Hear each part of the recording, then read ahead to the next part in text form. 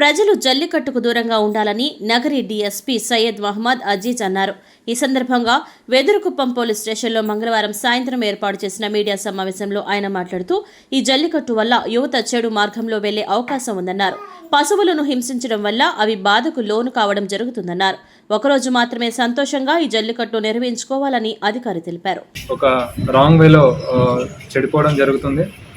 అదేవిధంగా ఈ పశువులు కూడా వాటికి చాలా క్రూరంగా వాటిని హింసించి వాటిని చాలా బాధకు లోన్ కావడం జరుగుతుంది.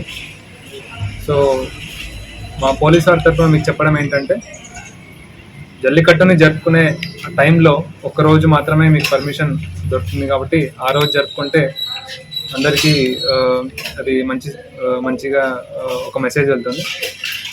కాదు అని మీరు తర్వాత టైంలో ఎప్పుడు జరుపుకోవాలనుకున్నా దానికి పోలీసు వారు అయితే పర్మిషన్ ఇవ్వరు. దాన్ని మేమైతే వ్యతిరేకిస్తాము. సో ఈ ఇన్స్ట్రక్షన్స్ మీరు గుర్తుంచుకొని ఫాలో అవుతే బాగుంటుందని మా ఉద్దేశం. నమస్కారం.